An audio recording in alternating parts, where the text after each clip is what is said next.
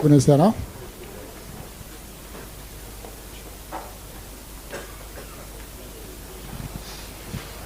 Suntem aici, la Grupul pentru Dialog Social, în această dezbatere pe care o organizăm împreună cu Revista 22 și cu Expert Forum, cu participarea unor reprezentanți importanți din ambasadele acreditate în România, în primul rând excelența sa, Ihor Procopciuc, ambasadorul Ucrainei. Salut pe reprezentantul Ambasadei Statelor Unite. Avem reprezentanți de la Ministerul de Externe, domnul Dan Iancu, de la Ministerul Muncii,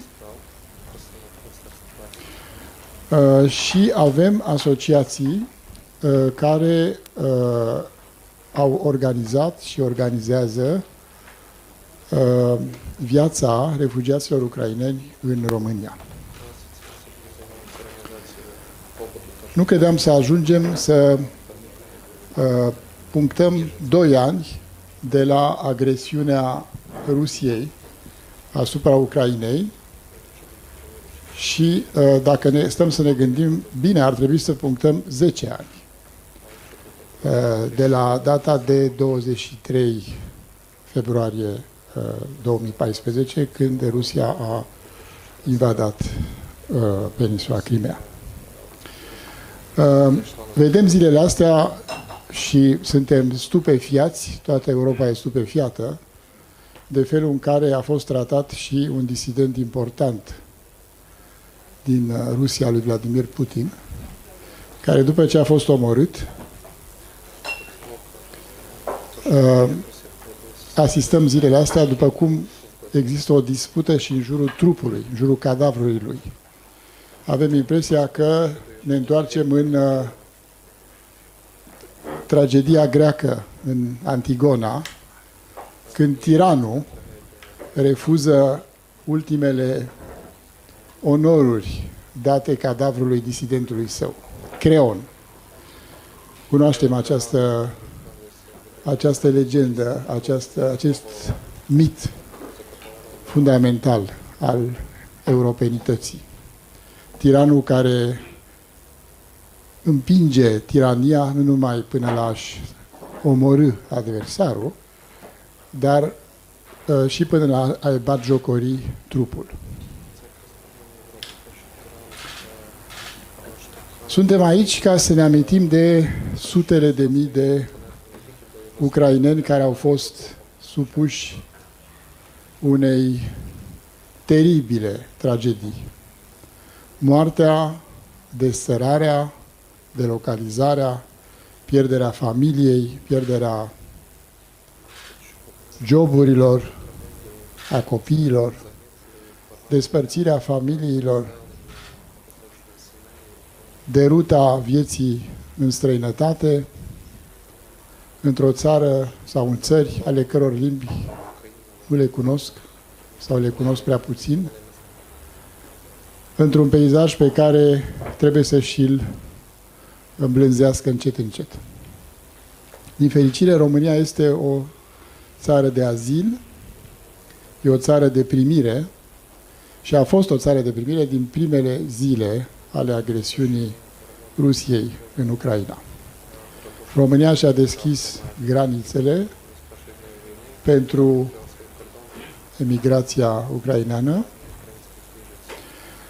Populația României a primit cu brațele deschise pe ucraineni, poate chiar înainte ca Guvernul României să ia toate măsurile necesare, firești, umane, pentru a primi pe acești oameni care au trebuit să-și părăsească țara. Iată că se împlinesc mâine 2 ani de la aceste cumplite evenimente, 2 ani în care Ucraina, ca țară, a apărat zi de zi valorile Europei. 2 ani în care Ucraina a arătat că este Europa, că apără Europa și că reprezintă valorile europene ca o barieră în calea tiraniei, a totalitarismului, a dictaturii. Suntem aici, deci, să omagiem Ucraina și pe ucraineni pentru rezistența și eroismul de care dau dovadă, pentru ceea ce fac, pentru a ne proteja pe noi toți, europenii, în calea invaziei barbare a tiraniei. L-am invitat pe excelența sa, ambasadorul Ucrainei, să fie alături de noi. L-am întâmpinat cu steagul Ucrainei la intrare, împreună cu steagul României și cu steagul Uniunii Europene. Sunt zile deosebit de grele, asistăm cu toții la felul în care decurg ostilitățile, în care soldații ucraineni rezistă eroic, cu armament din ce în ce mai puțin, la asaltul teribil al vrăjmașului și al invadatorului rus. Aceste secvențe ne aduc aminte cu siguranță de episoade teribile din istoria României, în care și noi am fost supuși unor agresiuni neașteptate, tot atât de violente, și în care am găsit sprijin în alte țări care ne-au apărat și ne-au luat partea.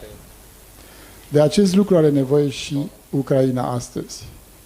Și dacă ne-am adunat aici, este pentru a da un semnal că societatea civilă românească este alături de Ucraina și de ucraineni. Suntem destul de mulți astăzi. Grupul pentru Dialog Social urmărește foarte atent situația din Ucraina. Prin Revista 22, și aveți pe masă câteva numere din cursul acestor 2 ani în care contributorii revistei, analiști politici, oameni din societatea civilă au scris regulat, au atras atenția asupra pericolului dictaturii și au reflectat cât au putut de fidel, cu informațiile pe care le-au avut, situația de pe front și situația politică în care Ucraina se află. Grupul pentru Dialog Social a dat anul trecut premiul GDS, un premiu prestigios, premiul anual pe anul de dinainte, lui Radu Hosu, care este unul din oamenii care a sfidat orice fel de regulă a prudenței și a mers inclusiv în prima linie a frontului ca să ducă ajutoare, să participe cu ajutoare bănești sau materiale, cu dotări, cu utilități la efortul soldaților ucraineni aflați pe front. O să-l vedem și pe el în seara asta, aici. Deci, Grupul pentru Dialog Social este o organizație foarte atentă la situația din Ucraina și nu este întâmplător că astăzi ne-am adunat cu toții aici să comemorăm acești 2 ani triști de agresiune, dar și efortul eroic al ucrainenilor de a rezista în numele valorilor europene și în numele unui ideal național. Cum suntem destul de mulți, am să vă propun ordinea următoare pentru cuvânt și o să vă rog să încercați să păstrați o anumită rigoare, o anumită disciplină pentru a putea vorbi cât mai mulți. Am să-i dau întâi cuvântul excelenței sale, ambasadorului Ucrainei. După aceea, aș vrea să rog să vorbească pe reprezentanții asociațiilor și organizațiilor care desfășoară activități în favoarea refugiaților ucraineni.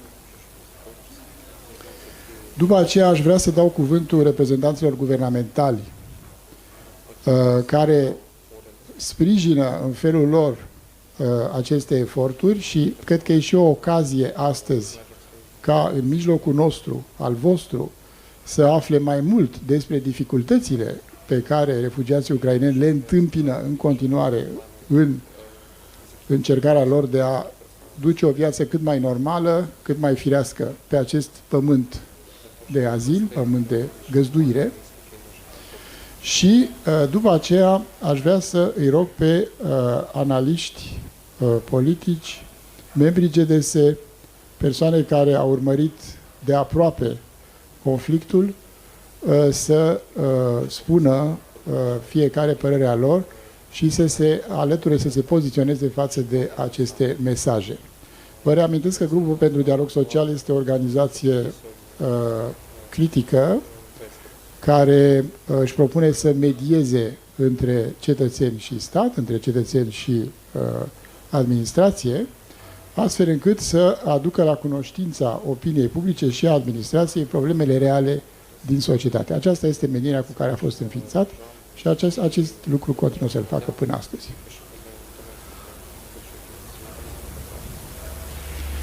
So, Your Excellency, if you can speak a word.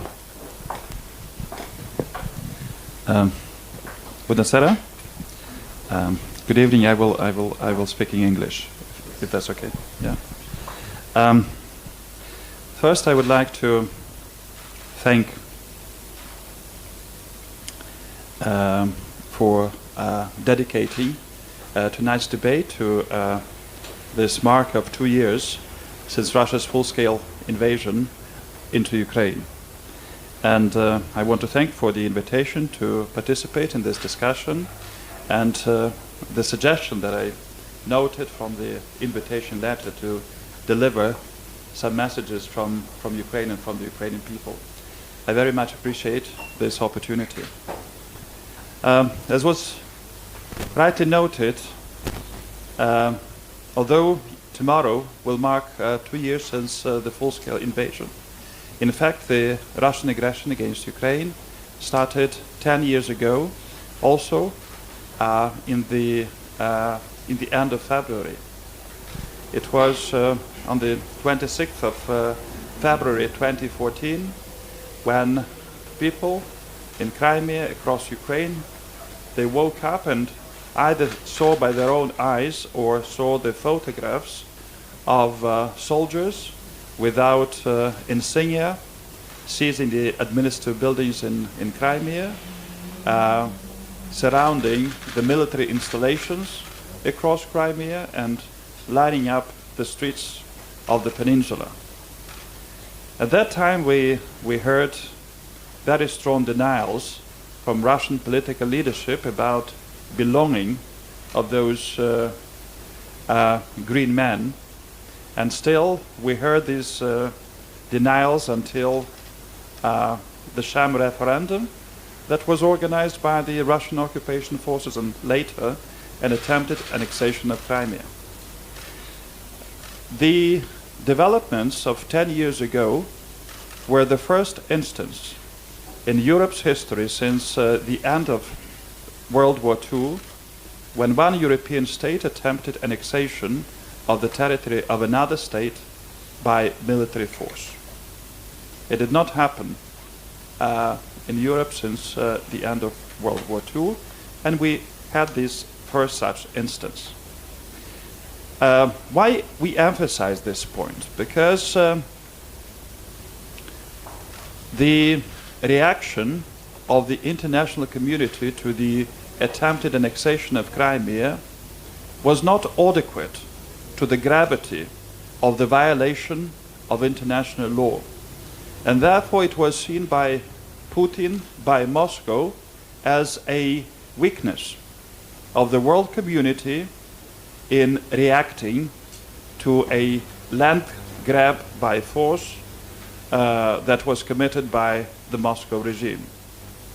And therefore, after the events of February-March 2014, we saw the expansion of the aggression into the eastern parts of Ukraine, into Donbass. It's not a secret to anyone that the activities, the illegal activities in the eastern parts of Ukraine then were organized and were masterminded and were fueled from Moscow with the specific individuals or the armaments provided from the Russian Federation. And it was 2 years ago that when the attempts to subvert Ukraine's course towards Europe, towards the European Union, towards NATO, that this full-scale invasion was launched. As we mark now the 2 years, we first of all note the remarkable courage and bravery and heroism and self-sacrifice of the Ukrainian people, who stood up to the challenge immediately after the first day of the invasion. It was indeed remarkable how the people across the society got united, the volunteers who were joining the armed forces, the territorial defense units that were set up across the country, and the struggle that was mounted to fend off the Russian invasion. It was a very large force, striking from different directions, from the north, from the east, from the south, tens of thousands, with military strikes across the country. It was only later that we found out the despicable atrocities that the Russian occupiers were committing on the territories they occupied, and it is now the names that are known worldwide, the names of Bucha near Kiev, Irpin, later Izum, in Kharkiv Oblast, with mass burial places of 400 people, and until now not all of them have been identified. We are now continue to witness the towns and cities which basically are totally destroyed, like the recent one, Avdiivka, which are basically made uninhabitable. And this is this horrible image of what we would call the Russian world, the true face of the Russian world, and the destruction it brings. The city of Avdiivka, which now does look like a ghost town, was the town that had over 30,000 people of population who lived there, who raised their kids, who were going to school, and people cared about their daily lives. And now it's entirely, totally destroyed. We all witnessed this enormous humanitarian crisis of displacement of millions of Ukrainians. It was at the very beginning that over 10 million people left their places of residence. Some of them moved inside the country, and millions moved across the border to other countries. Millions entered the Ukrainian, or crossed the Ukrainian-Romanian territory, entering the territory of this country. And from the meetings that I had since my arrival with Ukrainian citizens, I know how much they appreciate the reception, the warmth, the comfort, and the empathy they experienced upon arrival to Romania. And of course, we, as authorities of the Ukrainian state, I express profound appreciation to all groups of Romanian society for the support and empathy extended to Ukrainians in this moment of extreme hardship and existential challenge. Thousands and thousands of crimes have been committed on the Ukrainian territory. War crimes, crimes against humanity, crimes of genocide. And for us it is very important to make sure that the perpetrators of these crimes are brought to justice. Because otherwise we will not be able to establish an international system of security unless we make sure that there is no impunity for these grave crimes that have been committed. And this includes also the responsibility for the crime of aggression that was committed by the higher political leadership of the Russian Federation. Neither in 2014, when the Russians first invaded into Crimea, nor in 2022, when they launched the full-scale invasion, there were no pretexts at all to commit such a blatant violation of international law, but also the borders of an independent, sovereign, peaceful European state. It was all concocted in the minds of the leaders of the Russian regime, and it also shows why this regime poses such a grave security threat to all nations of Europe. They do not require a pretext or a reason to attack. They decide whom they would attack, and they decide based on a mythical interpretation of history of which nations they have the right to kind of drive into submission. I fully agree with the lines said before about the dictatorship, about the tyranny and barbarism that we witness from the Russian regime. And as I was speaking these earlier today and yesterday, I particularly note that the combat line now has the length of over 1,000 kilometers. It's similar to a distance from Bucharest to Kiev. And this is the line that now separates this tyranny, this dictatorship from what the Ukrainian forces are defending, the values of European civilization and the values of democracy.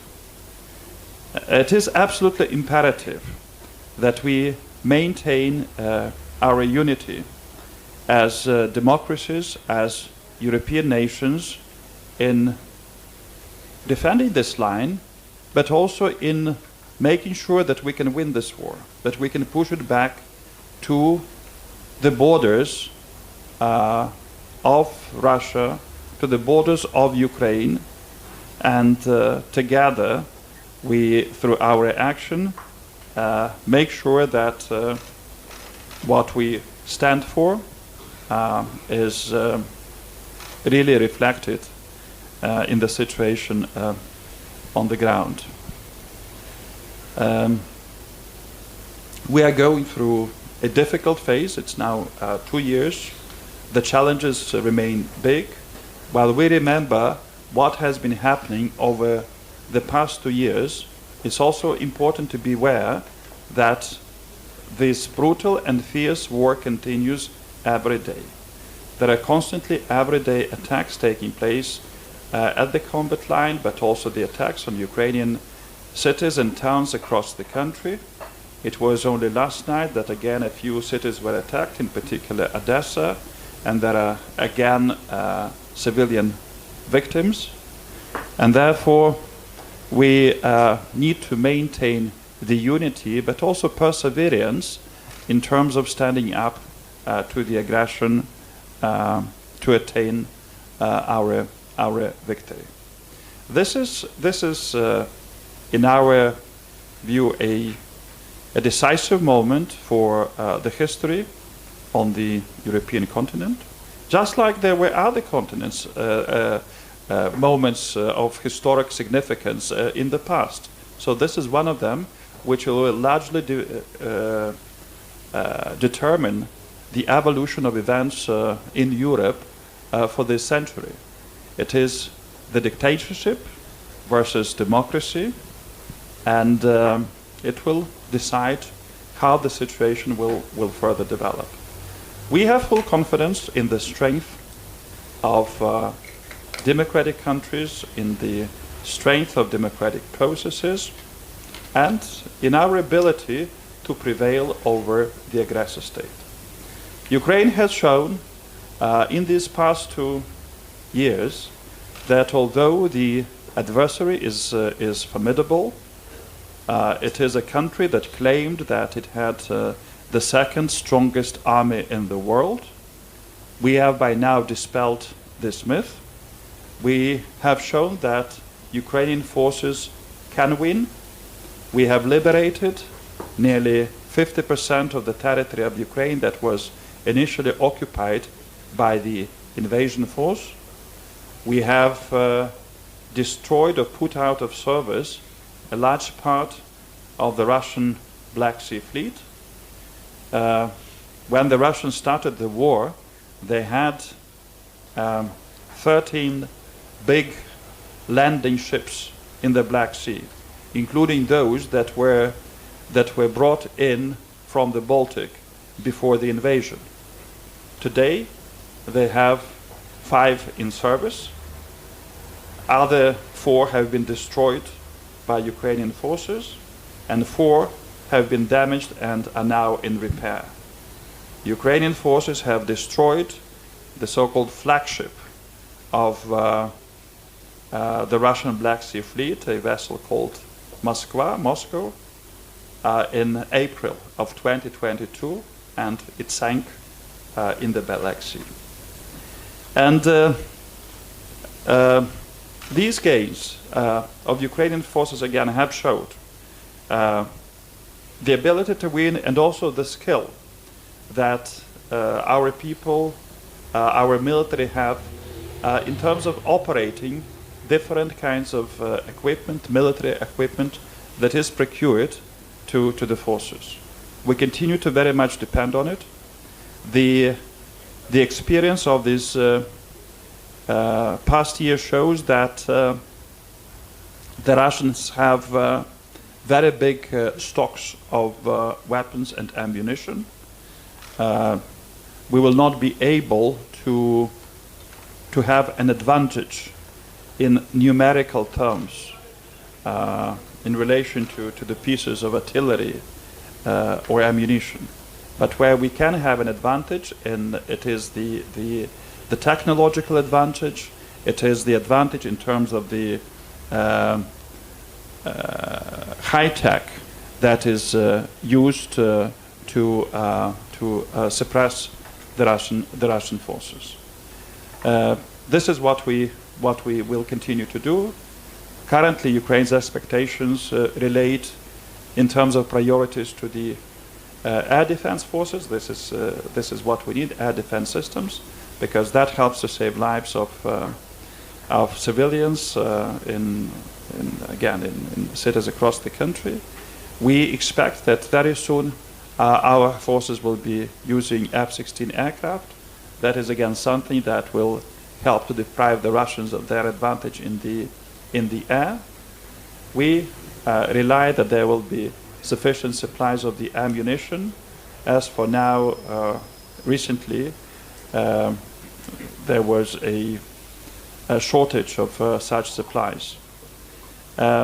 Important thing is that we continue to stick together, that there is solidarity with my country and the common purpose of prevailing the aggressor and re-establishment of peace that would be a just peace and would recognize the rules that underpin peace and security in Europe and worldwide. As I speak on this occasion of 2 years of Ukraine's heroic resistance, I would like also to conclude my remarks by saying Slava Ukraini.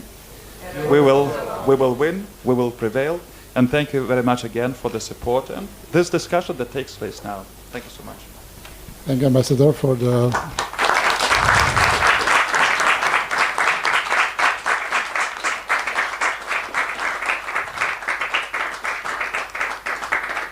Thank you for delivering us the message of the Ukrainian people. It was very important and very significant for us. Do you have to add something? No. Okay. So I will give the floor to Sorin Ionica, who will present us some figures of the Ukrainian organizations who organize the life of the Ukrainian refugees in Romania. Thank you. And not only, I will speak in English briefly to ease the task of interpretation for the diplomatic corps and the friends from Ukraine. I actually have three very brief points. First, to reinforce this idea that we are today marking 10 years of war and 2 years of full-scale invasion of Ukraine. So it's not very appropriate to say 2 years of war, because there were military and civilians who died in the 8 years before February 2022. The date, actually, when Putin decided to give the order to invade Crimea is precisely today, 23rd of February 2014, according to some documents and leaks. My second point is an advertisement. There is a meeting, a public rally tomorrow organized by the Ukrainian community in Bucharest. It starts at 2 o'clock in Piazza Victoriei, and it will be a march, a very beautiful march, Ukrainian embassy, and it will end up in front of the Russian embassy with a protest. And my invitation is for everybody to join it, to show the Ukrainian communities that we are with them. Deci mâine este meeting, ora 2, Piața Victoriei, se merge protest în fața ambasadei Rusiei, acolo se termină. Și pentru mass media va fi o ocazie foarte frumoasă pentru vizuale, vremea excelentă, 20 de grade, toată lumea poate veni cu biciclete, cu căței. E o ocazie foarte bună să ne arătăm solidaritatea cu ei și să nu fie doar un meeting al comunității ucrainene. Ei sunt organizatorii, dar oricine poate veni. And my third point is actually the point of my presence here. I'm from Expert Forum, and as an NGO, we were part of a network of NGOs who supported Ukraine in all these years, in these 2 years, with a community of Ukrainians who are here present in Romania, but also shipping over aid over the border to Ukraine. This was an opportunity to meet people, to talk to them, to try to help them, those who are present here. And in this capacity, we came to know what kind of problems they have. And this is my point today. I'm sure we have some representative of the Romanian government. My message is that for more than 1 year, the situation of Ukrainian refugees in Romania is not so much on the agenda as it used to be at the beginning of the invasion. We don't pay enough attention. The support systems of the Romanian state have changed a little bit, and we have big problems. They have big problems in accessing services and financial support, which by law is available. So this is a problem with the Romanian state. There are problems with delay in payments, access to medical services. There are problems with kids who spend time in Romanian schools, but there's no really an integration or time well used. And this is why we invited some people, representatives of the Ukrainian community, which I'm going to introduce now, and they will point out exactly what the problems are. And after this event, we will do what we did last year, which is summarize the problems and try to do advocacy or push them with the Romanian authorities. We had some meetings last year with the Ministry of Labor for social problems, with the Ministry of Education for the integration of kids in school. But it is not easy, because it's not a legal problem. The law exists, they have all rights. The problem is they don't function, as you know. So it's no surprise for Romanians that public institutions don't always function as they should. So we have here today to speak with us Iulia Osipișina and Ilia Gubernikov. They are very energetic community organizers in the refugee community of Ukrainians in Romania, and they know firsthand, because they experience in their own life, the problems that I'm talking about. So I think we should go in this order: Iulia, Ilia, and then we have Romanian civil society organizations who also did a great job, sometimes less visible than we were, but they were really great, like Rădăuțiu Civic and probably others, who actually helped people in Romania, but also in Ukraine with humanitarian aid. Julia should come in. Thank you so much.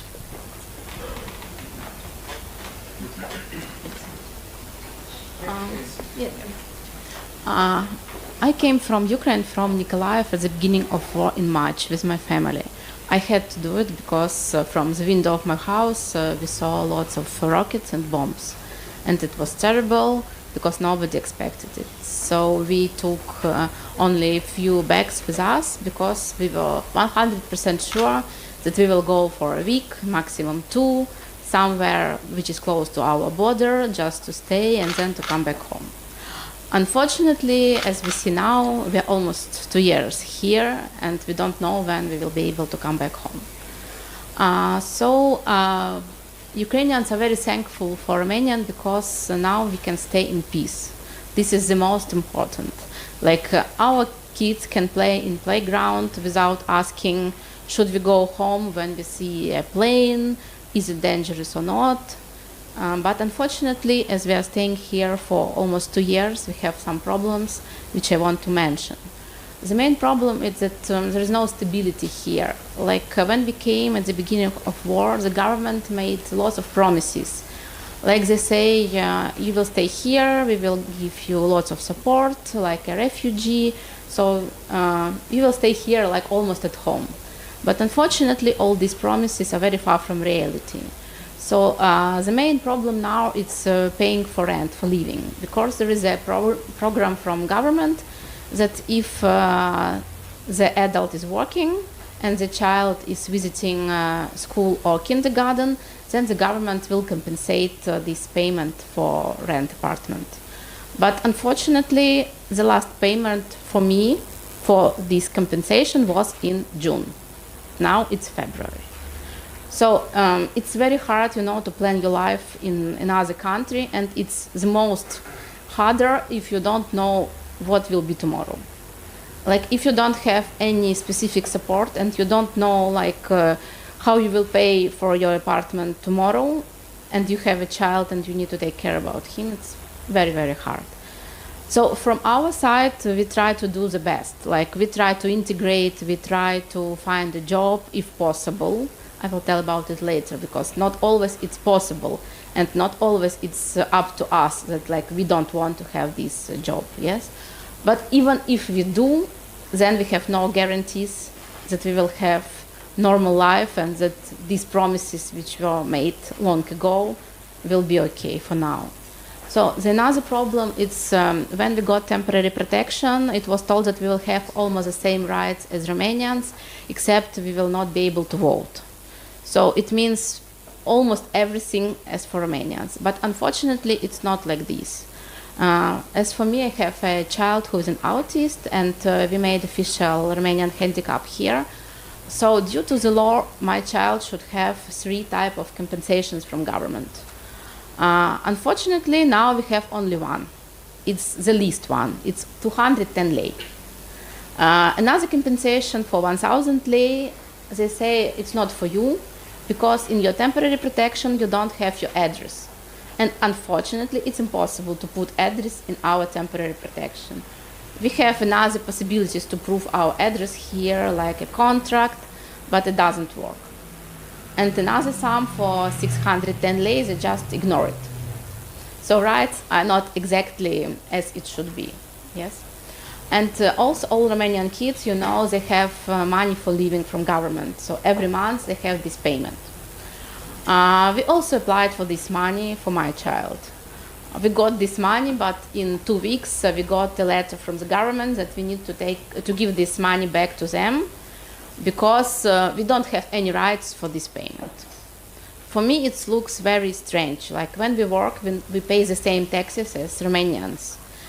The same, exactly, yes, but the rights are not the same. So our kids are not the same as kids from Romania. So they don't need some money for living, they need nothing, as we see now. Another big problem is with medicine, because Like everybody knows that if you want to go to some doctor, you need to visit first your family doctor, and only with help of family doctor, they can give you some referrals to another doctors. Ukrainians wants to have a family doctor, but it's like a dream. You can try to find this doctor for a year or more, because family doctors, Romanian family doctors, they don't want to take Ukrainians. They give lots of reasons why. First, it's like we don't have space, we don't have free places to take you, that the government doesn't pay money for you, that only kids, your kids, Ukrainian kids, have the right to have free medicine. For adults, you should pay. And even if they take us, they don't want to give us free referrals to any specialist. So they want us to pay for everything. They don't want to give us free prescriptions for medicine, even if it's something serious like pneumonia, for example. And it's very, very hard because, first of all, we don't know language as good enough to be able to talk with these specialists. Then we don't know where to find these specialists because all these clinics are different. So you can't go to any clinic in Bucharest to have this support. You need to go to exact clinic which will accept you. And it's very, very hard. Also, yes, it's very, very expensive and very, very hard. So my daughter, we tried to make handicap for my daughter for almost a year. The main problem was that the psychologist should speak Russian or Ukrainian language to be able to talk with your child. And there is no such psychologist here. I mean, who can do it? Okay, I say, okay, like I'm a psychologist, maybe I will do this. No, you can't because you are a mother. Okay, maybe we will have a translator who will translate from Romanian into Ukrainian and then back. They say, no, it's impossible because we don't know how this translator will translate. So for 1 year, my daughter was waiting just to got this handicap because of these problems with language. I think it's not good enough, especially if child has something serious disease, because it's just wasting of time. A huge problem is also with education, as Sorin already mentioned. Like they want our kids to visit schools, yes, but nobody arranged courses, language courses for our kids. We're here for almost 2 years. I don't know any official Romanian organization who propose these courses for free for every person from Ukraine. And it's very, very hard to go to school if you don't know language. Like, what will you learn from school? Just, okay, hello, my name is, and that's it. You can't learn subjects, especially if it's not first form, yes? Especially if it's like 5th, 6th, 7th form. You don't understand what teachers are talking about. And you can't understand it in 1 month, in 2 months, in 3 months. So you just spend your time, you just visit school and have nothing there. The same problem is with kindergarten. They don't really want to accept our kids, especially if it's special kids with some problems. They say, we don't have any specialists to work with your kids, we don't understand what they want. Like, they don't behave good enough to stay with other kids. But how they can behave good enough if they don't understand what others are talking about? Like, they can't even ask what they want. They can't talk with other kids there at this kindergarten. So what should they do? Just sitting in the corner and playing with one toy for all day because they can't talk with other kids and nobody thought about it before. If there is no problems with language, it would be much easier to do this. So Ukrainians, as you see, they know lots of languages, like not one. Usually they know 2 or 3. So they want to learn Romanian greatly. But unfortunately, there is no possibility. Like, if you have a Romanian course 2 times a week for 1 hour, it's maximum which I was found here in Bucharest. Usually it's even like 1 time a week. I'm sure you will not be able to learn Romanian learning it 1 time a week or 2 times a week. It's very hard language to be able to learn it so fast, you know. So we don't have this possibility to integrate properly because there is no institution who can help us. When people from Ukraine came here, it was very, very hard to integrate because there was no place, like no office, no location where we could come and ask for our questions. Every day we have lots of questions and it's normal because we are in a foreign country. So when we came, first question was how to get temporary protection, for example, where we could have it, yes, where we should go, what type of documents we need to have. Then, okay, we got this temporary protection. How we can find a place for living, yes, how we can find a family doctor, in which hospital we can go to have some medical support if it's urgent, for example, yes, where we should call if we have some problems. No answers. Just you should try find something on the internet. You should try to find maybe some groups in Telegram, in WhatsApp, yeah, in Romania. Yes, when you can find some information, if you can. And it's like a quest, you know? When you don't know where to go, you don't know what to find, you don't know who can help you, and it's extremely hard because you are also very stressed. You came from war. It's not just you came for a vacation and you have a hotel and you just want to see nice places around and that's it. You came from war, you have lots of stress, you don't know what to do because you don't know when you can come back and you don't know what to do here. It's very, very hard for people also. Yes, and one more thing which I want to say. As I might have a special daughter, I know this problem from my own way, yes? And here's lots of kids with autism, with Down syndrome from Ukraine. And they don't have any support here. The main problem is with language, because nobody understands them. And these kids, they need to have this support every day. If they don't have this support, they have huge regress. They will not have any problems. I was looking for a specialist who can help my daughter for 6 months. I found only one private organization, Autism Voice, who agreed to work with Ukrainian kids. But they accepted only 20 kids. And I personally know more than 100. So there is no possibility for these kids to have any education at all. So they have huge regress. And if it lasts for 1 week, it's okay. For 2 weeks, maybe. If it's for 2 years, it's huge regress for these people, for these kids. And it will be very hard, extremely hard for them to have normal life after they have this huge regress for 2 years. And I try to visit different organizations like Save Children, GDS, almost all of them which I hear, ARCA, ADRA, and I explain them that this problem is very serious for these kids. And all of them say, unfortunately, we don't have any specialists. Unfortunately, we don't have any problems, like programs which we can, yes, use for these kids. We have money, but we can't use for these kids because it's nobody mentioned it before when we planned these programs, and it's for 2 years. So only Expert Forum agreed to help these kids. They bought some necessary equipment, and I work with these kids at my own house for free as a volunteer because nobody else wants to do it. And these kids are the same kids as all other kids. They are very intelligent, very smart, and they also want to have normal life. But unfortunately, nobody cares about them. So I hope maybe something will be changed soon after this meeting. Thanks a lot for your support.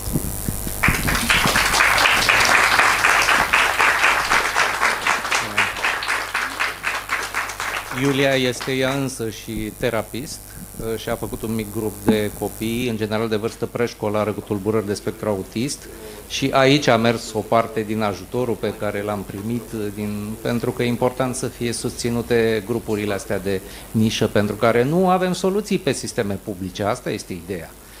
Societatea civilă se mai mobilizează, dar la un moment dat trebuie să vină statul să preia aceste sarcini, ca și toate celelalte probleme arată disfuncțiile statului, care n-au apărut acum din cauza războiului din Ucraina. Ele existau dintotdeauna. Ilia Gubernikov, please add to this list of problems with what you have from your experience. Hello everybody, my name is Ilya Gubernikov, and if Ukrainian people have problems, they usually speak to me.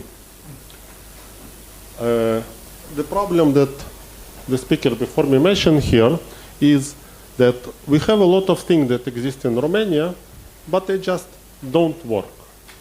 For example, she mentioned 2 things, disability and alocația de stat pentru copii. Pardon.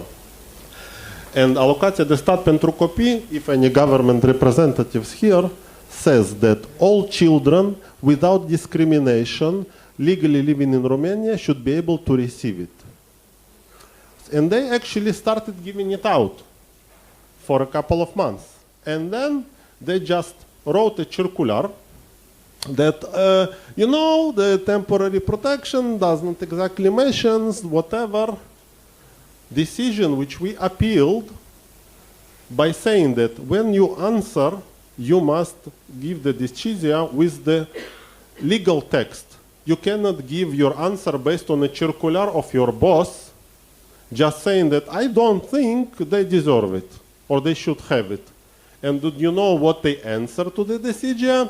Like, we don't know temporary protection, we don't know. Exactly the same. We are going to court with this, and because this is the only option to fix things that don't work. Government did not work. They started making payments now after a delay of 8 months. 8 months of people with children with autism, with people who are unable to work. 65-year-old plus people who were supposedly taken care of.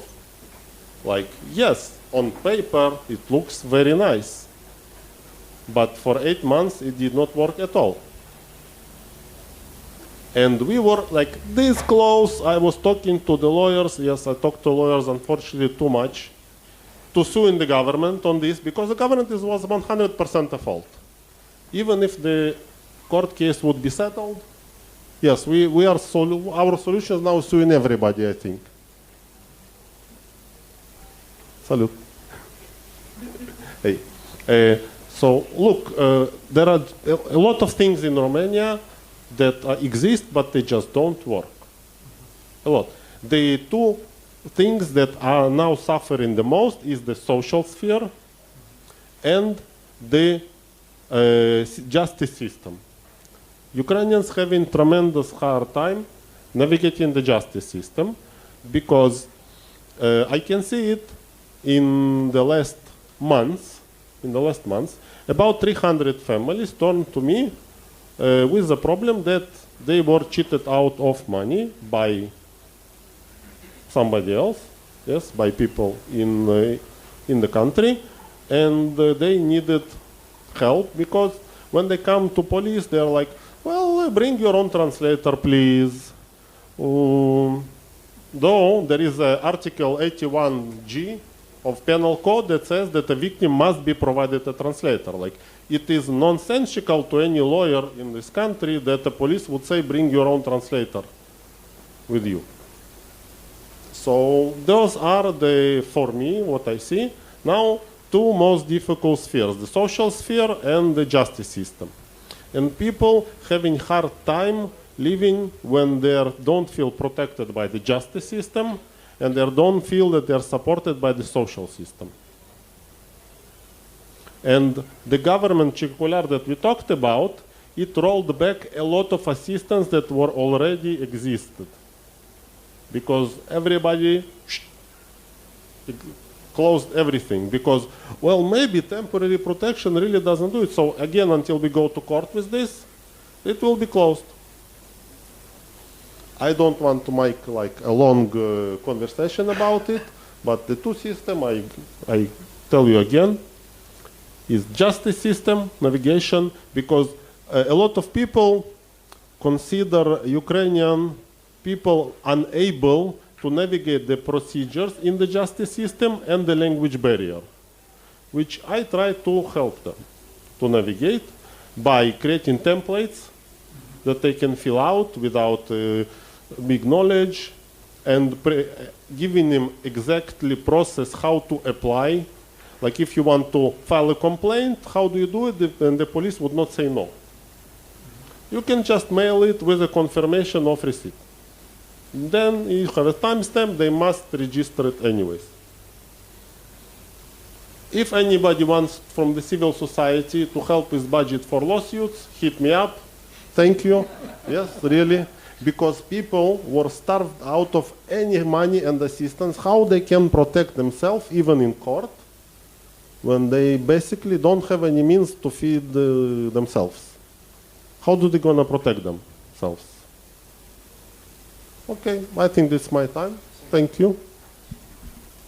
Doar să pun so just to put a final dot on both interventions, what we see now, the community of Ukrainians, they are a mirror which is put in front of the Romanian state institutions, and you are experiencing now the problems that we experience, just that for us it's a little bit easier to solve them, because we know the language and we push and pull, but join the club. This is the Romanian state.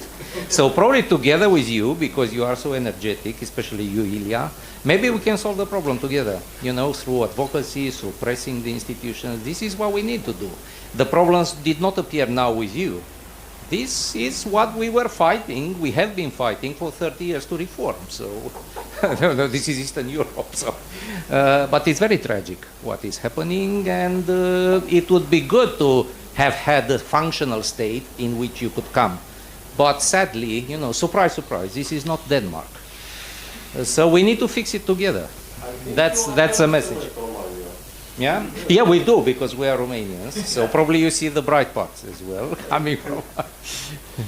But yeah, I wanted to make this point that these are pre-existing problems which we never solved before. So probably now, with you and with a big push.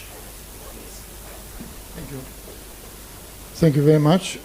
We have invited some governmental representatives of official administration in Romania. We have invited also the Ministry of Family, but they didn't come.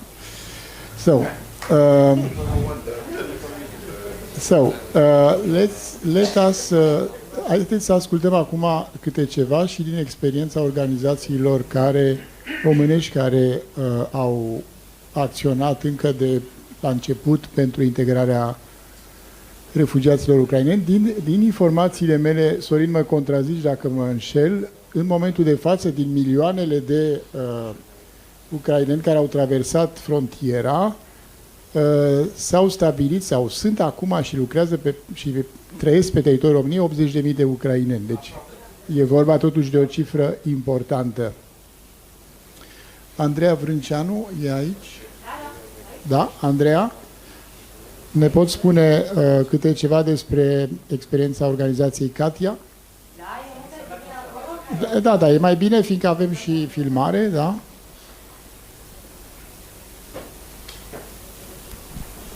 Bună seara tuturor! M-am tot gândit pe măsură... Romanian or English? Who prefers... Cine preferă română? Mâna sus. Română? Okay. I am sure that you'll get the right translation. So, hearing out, ascultând ceea ce antevorbitorii mei menționau, mă gândeam ce aș vrea să punctez. Pentru că n-aș vrea să vă răpesc foarte mult din timp. Domnul Ioniță a punctat foarte, foarte bine partea cu bine ați venit în România și că acestea sunt probleme cu care ne confruntăm și noi românii. Și da, sistemul nu este perfect și mai avem mult de lucrat până să ajungem la nivelul, iată, Danemarcei. La Brașov, cred că putem să spunem că totuși statul român a livrat. A reușit să facă ceva, pentru că răspunsul la criza pentru Ucraina în Brașov a fost inițiat de viceprimarul Brașovului, de primăria municipiului Brașov și continuat împreună cu societatea civilă. Deci iată că se poate. Administrația locală ca inițiator, care a avut curajul să treacă peste ceea ce spuneau membrii guvernului la momentul la care s-a iscat criza, că n-ar trebui să facem nimic. Ar trebui să așteptăm vești de la guvern despre ce ar trebui să facem. Iar administrația locală a spus că mai înainte de toate avem o datorie ca oameni să facem ceva într-o astfel de criză. S-a întâmplat această masă rotundă în care reprezentanții ONG-urilor și societății civile s-au adunat și au întocmit un plan astfel încât pe 4 martie 2022 se deschidea primul centru pentru primire refugiați din Brașov. Și dacă nu mă înșel, cred că printre primele din România. Un centru integrat care oferea servicii 360 de grade, de la partea de cazare, masă, ajutor medical de urgență, până la partea de informare și de ajutor în navigare în acest hățiș administrativ cu care ne confruntăm fiecare dintre noi. Și vreau să punctez un singur lucru aici. Vorbim din ce în ce mai mult despre integrare. Și cred că în tot acest proces este foarte important să vorbim și despre setarea și alinierea așteptărilor și să ne întrebăm vecinii, concetățenii, prietenii ucrainieni ce își doresc și cum putem să îi sprijinim pe cei de aici sau pe cei din Ucraina și că poate discursul, conversațiile ar trebui să se ducă mai degrabă spre incluziune decât spre integrare. Vă mulțumesc frumos! Mulțumesc foarte mult! Aș vrea, deci, după cum vedeți, sunt și nevoi foarte mari de informare. Cred că Guvernul României, primul ministru, ministerele de linie, adică Ministerul Familiei, Ministerul Muncii, în primul rând, Ministerul Educației ar trebui să creeze celule de informare cu traducere în limba ucraineană. Nu e atât de greu de găsit. Facultatea de limbi străine vă stă la dispoziție cu catedra de ucraineană, da? Unde puteți găsi suport, dacă e nevoie de chiar voluntariat, pentru a redacta și a publica broșuri și site-uri internet pe limba ucraineană, în care toate măsurile guvernamentale să fie bine explicate. Aș da acum cuvântul lui Luca Ciobotaru, care a venit din partea Asociației Rădăuțul Civic, care este una din asociațiile care s-a implicat foarte mult, mergând chiar pe teritoriul Ucrainei, în Herson, și cred că are niște lucruri de spus. Luca.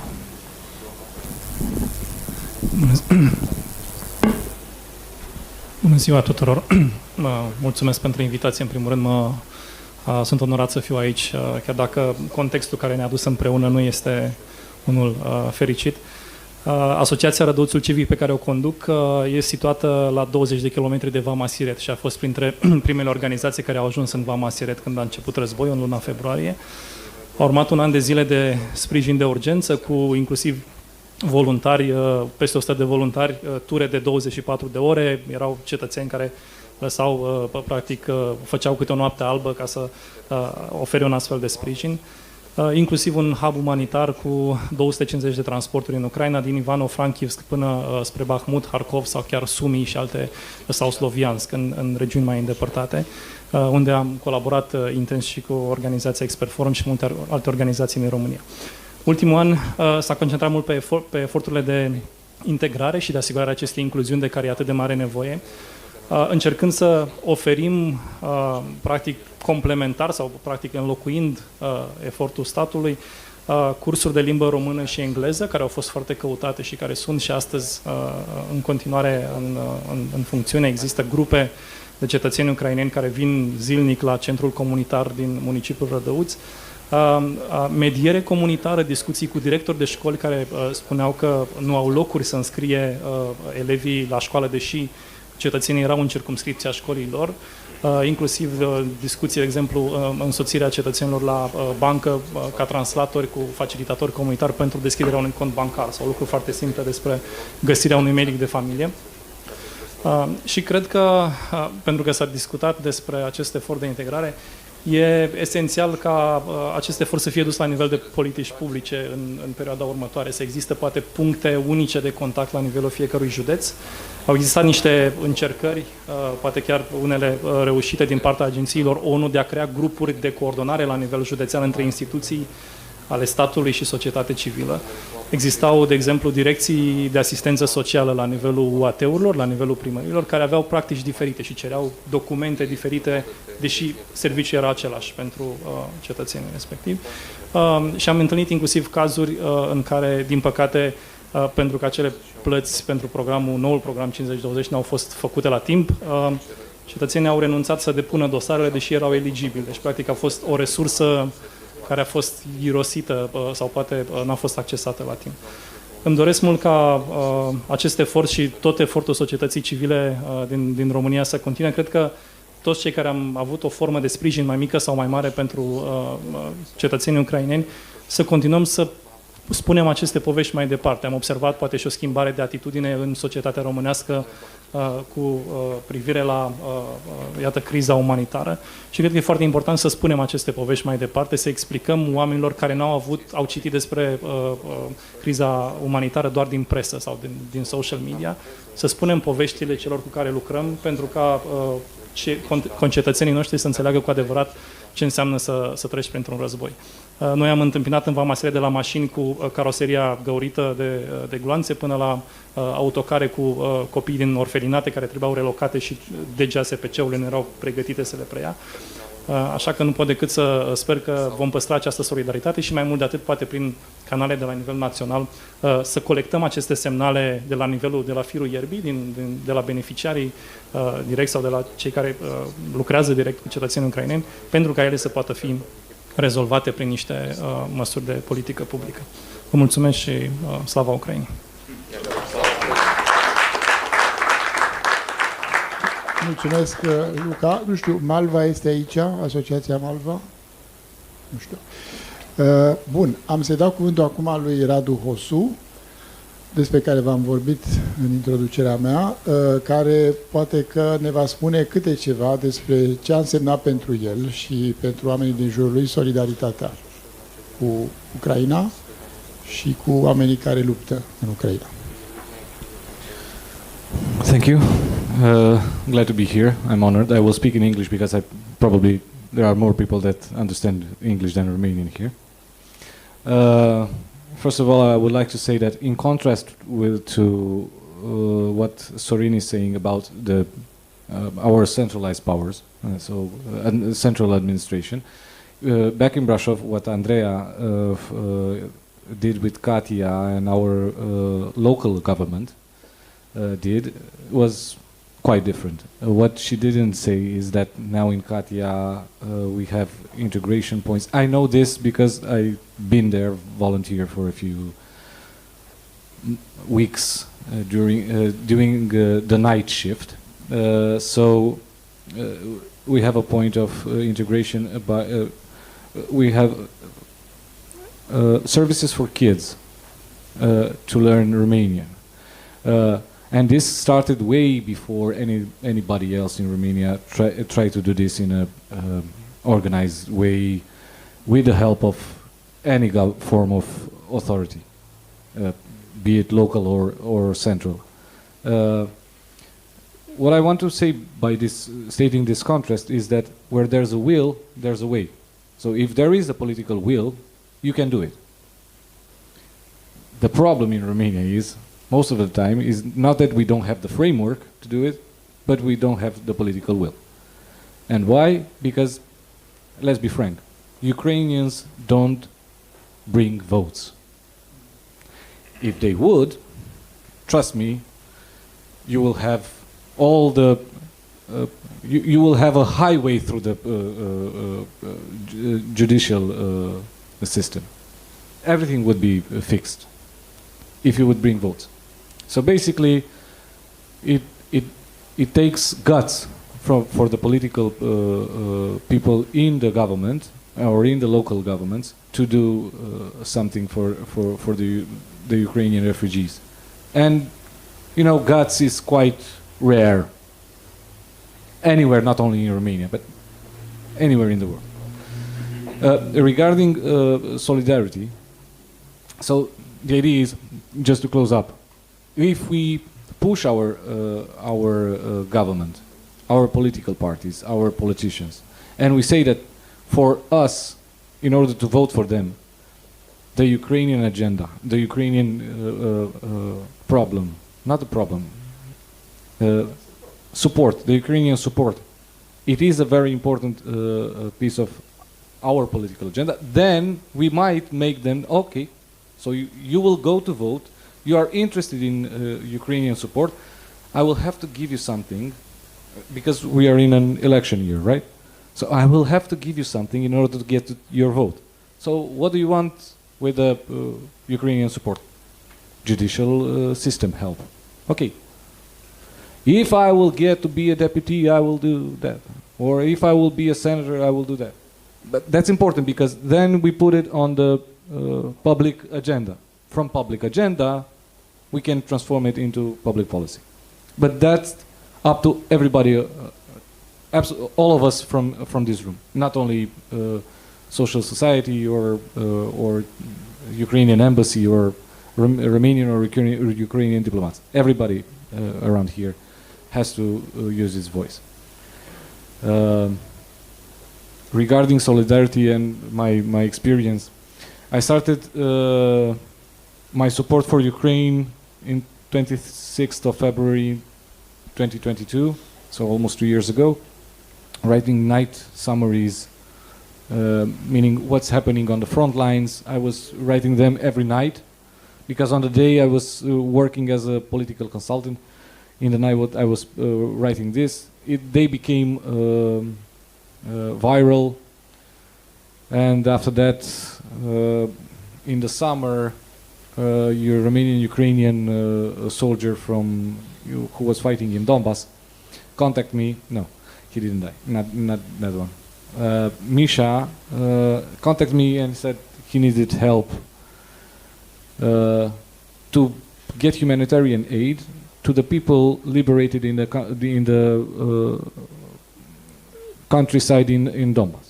So we were thinking about if I get together to raise about 10,000 euros, it would be absolutely amazing.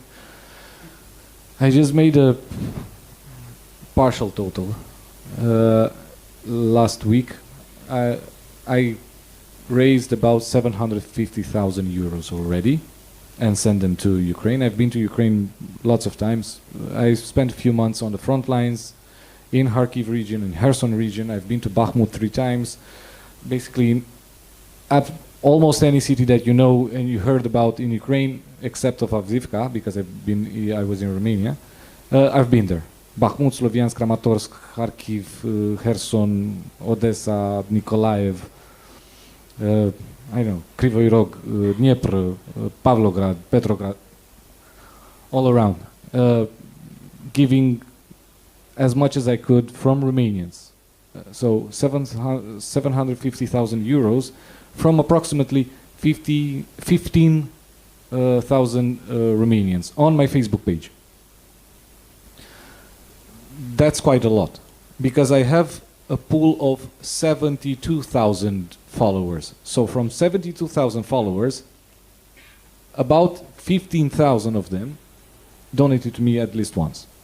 And they trusted me to use those sums of money exactly for what I'm trying to do. What I've done, what I brought there, if you're interested, 4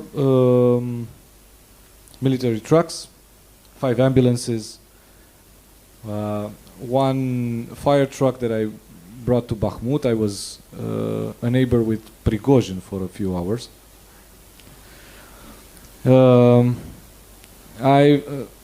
With the help of Romanians, because 99.99% of the donations are from them, I funded a mobile medical hospital, 150,000 euros.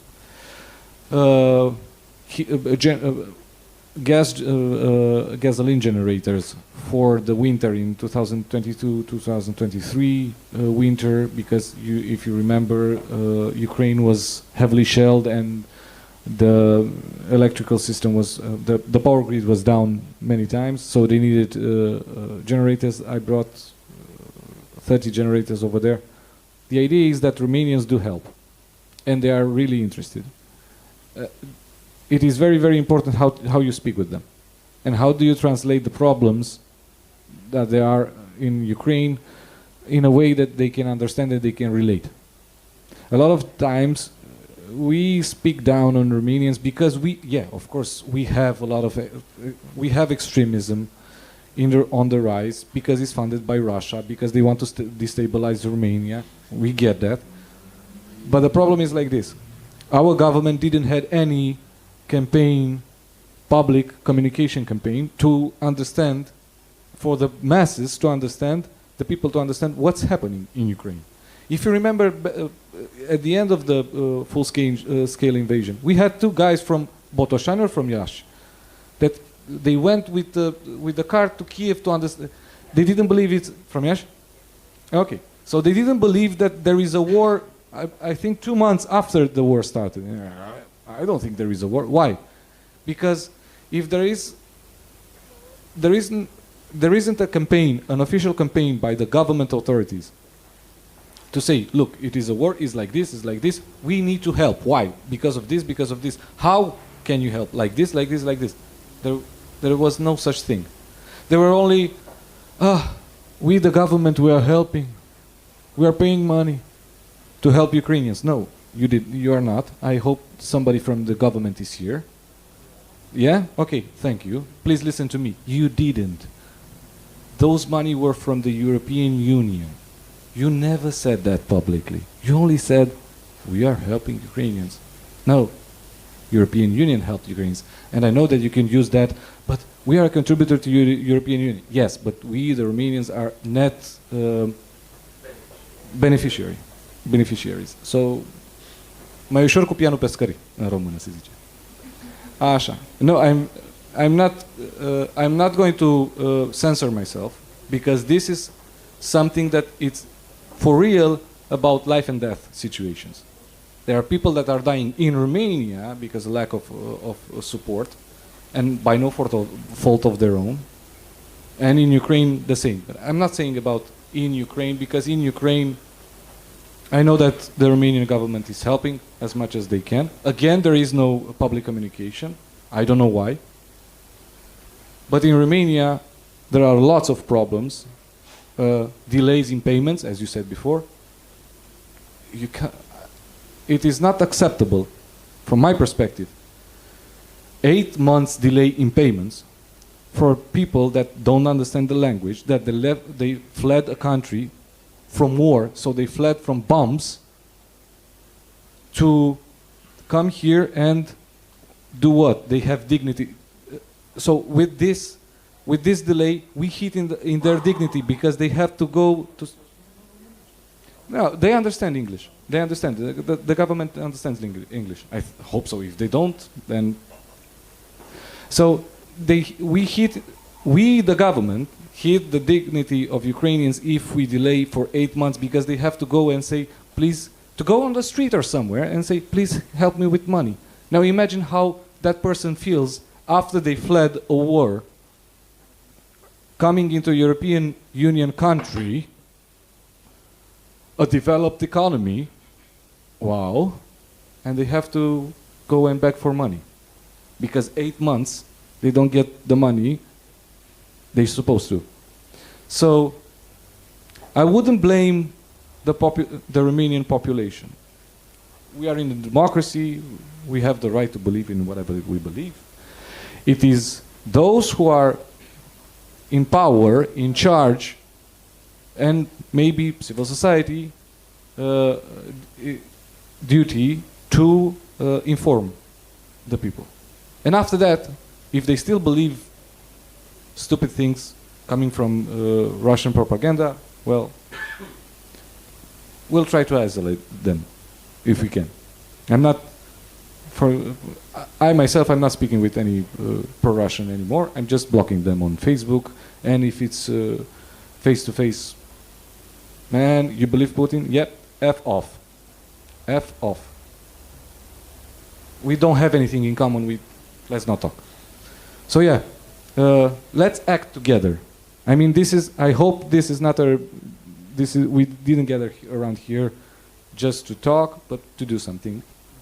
I'm begging you to continue to support Ukraine, because this is very important. Again, this is not about who's better, who's worse, who's thinking this, who's believing that. It's about helping a life. Lives, many lives. So yeah, I think this is the most important thing we could do in our lifetime, helping others. Thank you.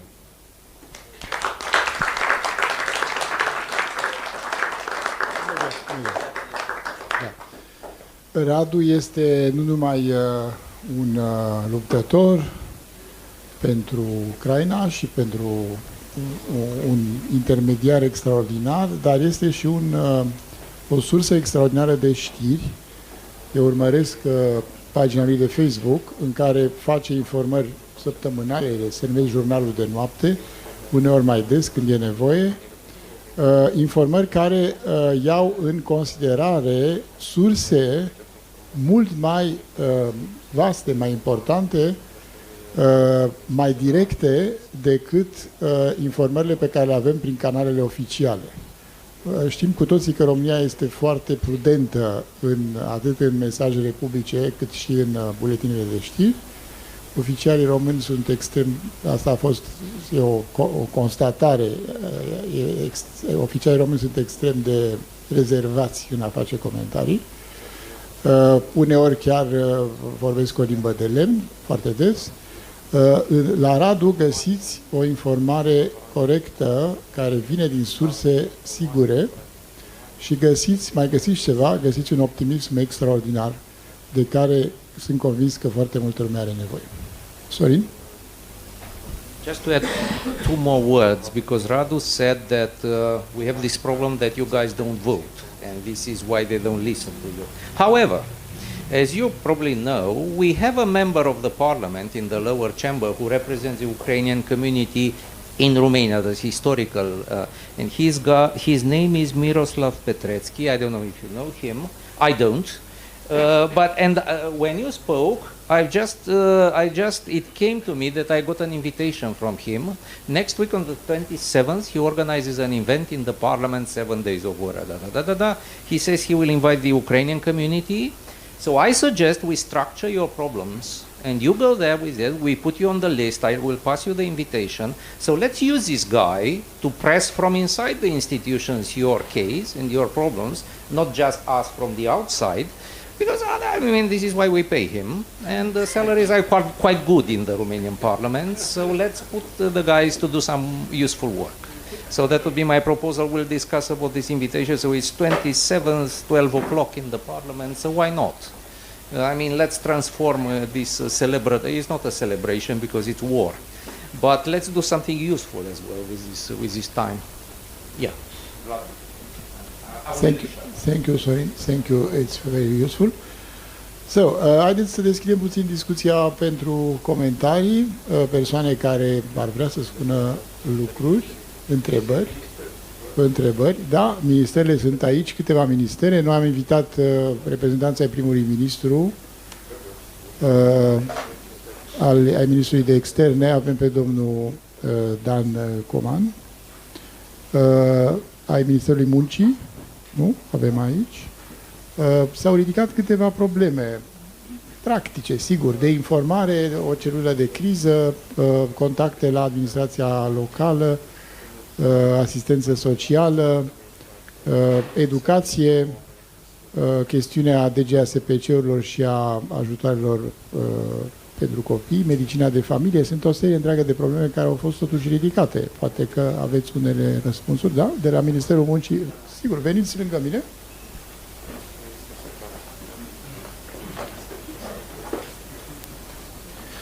Bună seara tuturor! Mă numesc Francisco Oscar Gal, subsecretar de stat la Ministerul Muncii. Îmi pare rău că nu vorbesc limba engleză, am 56 de ani, împlinesc imediat și îmi pare rău, pe vremea mea se învăța foarte multă limbă rusă. Deci îmi pare rău că nu vorbesc engleză. Nu mi-aduc chiar așa de bine aminte ca să pot, și nici nu vreau să vorbesc limba rusă, vă spun sincer. Am fost într-o vacanță nu de mult și era o stațiune plină de ruși și chiar nu m-am simțit bine deloc. Am înțeles că s-au ridicat niște probleme care sunt extrem de vitale pentru cei veniți din Ucraina, România, și n-au venit de bine, au venit de rău. Dar haideți să o luăm așa puțin cu începutul. Începutul războiului mai prins chiar la câteva zile de la numirea la Ministerul Muncii. Eu provin din partea grupului parlamentar al minorităților naționale. Este pentru prima oară că grupul parlamentar intră la guvernare cu câteva posturi de subsecretar de stat.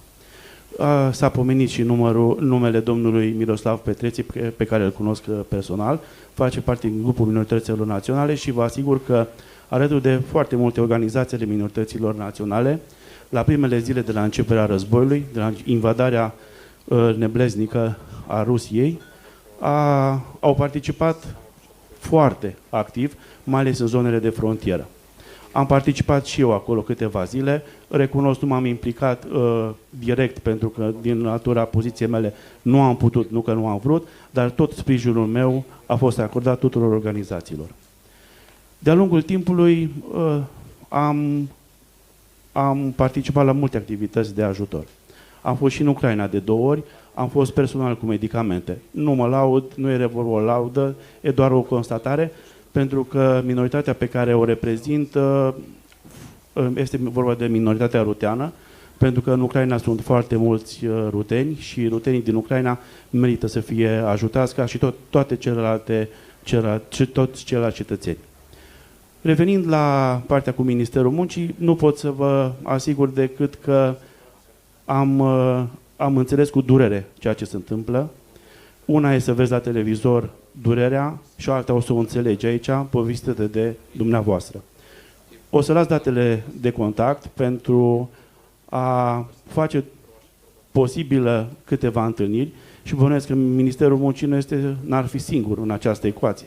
Ar fi vorba de Ministerul Educației, de Ministerul Familiei, Ministerul Sănătății, Ministerul de Interne, prin poate din direcțiile sale din subordine, și n-ar fi rău, pentru că societatea civilă, ONG-urile care lucrează în acest domeniu, ar putea să inițieze, să promoveze o întâlnire la un nivel, să zic, și poate de secretar de stat, în care să punem pe masă absolut toate problemele care rezidă din aceste chestiuni și să le găsim soluții.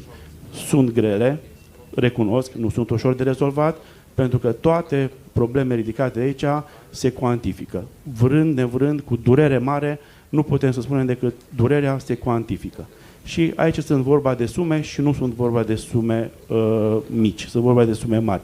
Dar eu sunt convins că prin dialog, prin discuții, prin atragerea atenției asupra acestor chestiuni a factorilor de decizie, nu pot fi decât un câștig pentru dumneavoastră. Vă asigur de toată deschiderea mea, las datele de contact aici pentru o întâlnire următoare și care poate vor avea sorți de izbândă. Numai încercând putem să vedem cum se derulează mai departe această chestiune. Vă mulțumesc! Mulțumesc pentru deschidere și eu, e foarte bună ideea. Mica problemă este că noi am organizat 2 întâlniri la biroul primului ministru, una pe educație, una pe probleme sociale, și primul ministru a invitat ministerele de resort și s-a plâns la noi după aia primul ministru că ministerele nu îi răspund și nu vin la întâlnire. Super, dar se pare că hârtia pe care a trimis-o el, deci cancelarea primului ministru nu e suficient de puternică să aducă Ministerul Muncii la o negociere pe aceste chestii și atunci o să încercăm noi să aducem cumva, să facem ceva să poată și primul ministru să intre în contract cu ministerele. Mulțumesc, domnule secretar de stat.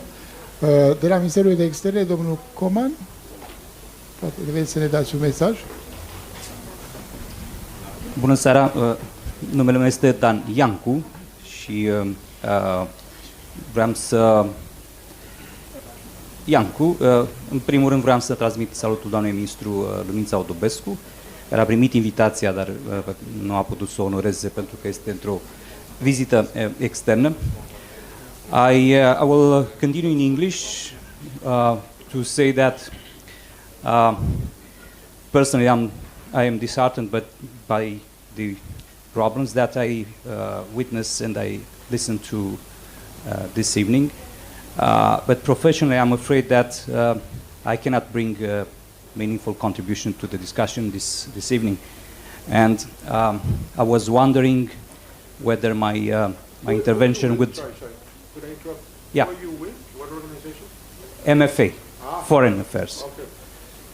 So, and I was thinking whether what I could say from what the MFA is doing is actually fitting with the substance of the discussion. So I will limit myself to 3-4 points. I will pick up from where the ambassador Prokopchuk has left off, the comprehensive presentation of the suffering, of the crimes in Ukraine, but also of resistance, because what started as what's said by the propaganda in Kremlin, the 3-day special operation, we are 2 years on. Ukraine is resisting, and as Ambassador mentioned, Ukraine is also achieving success in some respects. For example, in pushing the Russian fleet out of the western part of the Black Sea, inflicting heavy losses to the Russian fleet. Second, to say that after 2 years, the commemoration is always a time of remembering the destruction and the victims, but it's nonetheless, I think, important to remember that war is happening right next to us.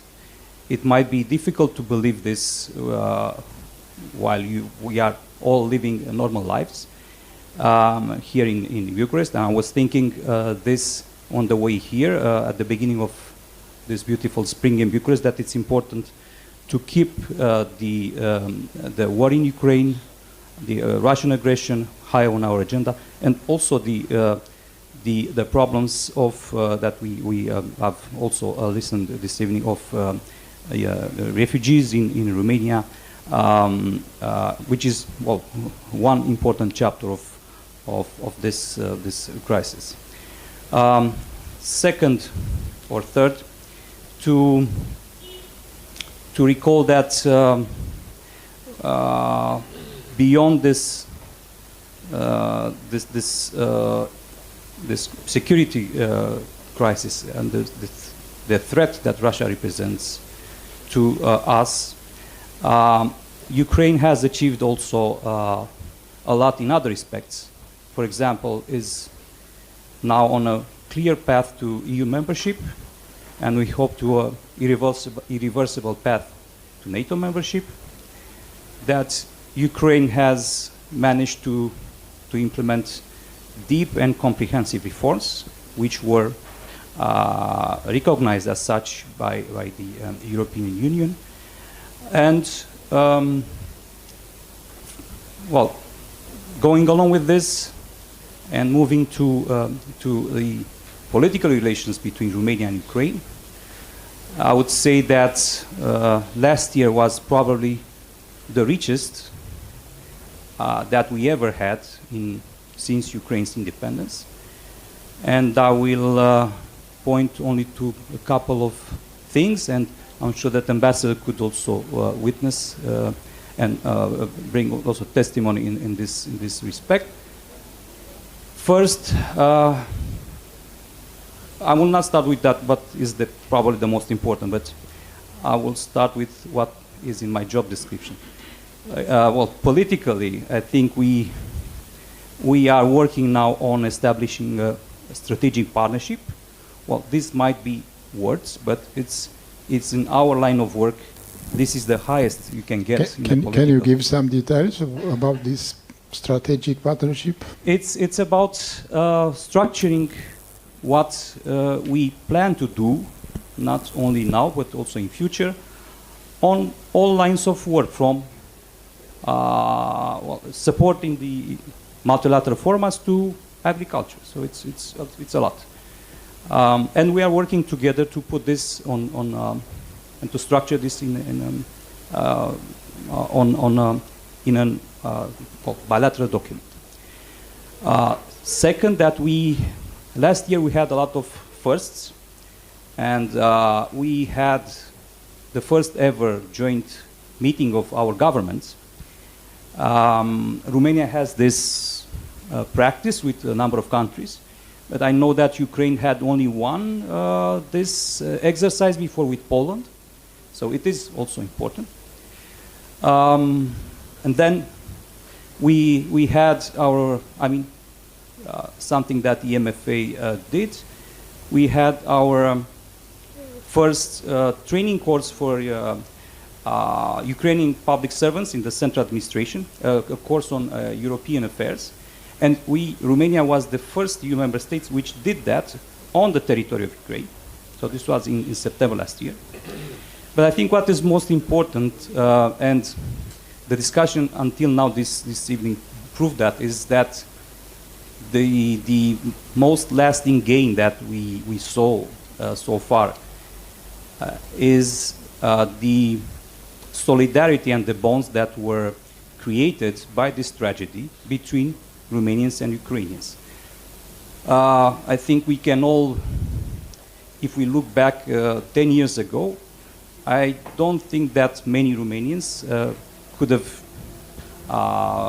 put forward names, important names for Ukrainian culture or sports or politics, and vice versa, also for Ukrainians. Not to mention also the number of cliches that were accumulated because of the lack of communication. Language barrier is probably one explanation, but there are probably others as well. Those 2 years of war, of sufferings, had this collateral effect of bringing the societies, the people together, realizing that what they thought before is not holding water, and that we are very much alike. And Mr. Ionita mentioned one feature of that, how alike we are in. I'm not repeated, but so you will remember. My last point is Ambassador Prokopchuk, in his presentation, mentioned the whole picture of Ukraine's needs, of challenges, of lines of support. I would like just to mention that Romania is part of all of those lines of effort that are designed at European level or regionally, bilaterally as well, to help Ukraine. If it's about accountability, seeking justice, we are there. If it's about pushing forward EU's support for Ukraine in terms of, let's say, there is this European Peace Facility which finances military and security support for Ukraine. We are pushing for that as well. Sanctions regime against Russia. Just a couple of days ago, the 13th package was adopted. Probably others will follow. So in all these strands of effort, which are not in the headlines because they are either too technical or too remote from public concern, for public interest, or from the tragedy of that the TVs and the social media is bringing it to us. Romania is trying to do its best. I will stop here because I feel that is not exactly the gist of this discussion that my intervention was trying to make. Thank you.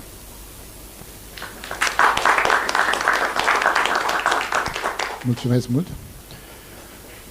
Aș vrea să dau cuvântul și unor membri GDS, reprezentativi pentru organizația noastră, persoane care au reflectat asupra crizei ucrainene, asupra situației de criză, de fapt europene, în care acest război ne-a pus. Domnul Andrei Oișteanu.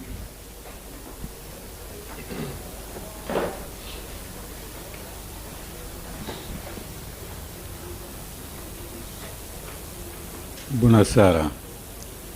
Sunt Andrei Oișteanu, membru al Grupului pentru Dialog Social și asociat cu Institutul de Istorie a Religiilor al Academiei Române. În urmă cu 2 ani, după invazia brutală și neprovocată a Ucrainei, am scris un text a cărui concluzie era că Rusia va pierde acest război chiar dacă îl va câștiga și Ucraina va câștiga acest război chiar dacă îl va pierde. E un mic joc de cuvinte, un paradox care se dovedește a fi adevărat, pentru că, pe de o parte, toată lumea a simțit, toată lumea liberă a simțit că se naște sindromul cetății asediate și s-au solidarizat împotriva agresorului și împotriva dorinței domnului Putin s-a creat un mit fondator al Ucrainei moderne și contemporane și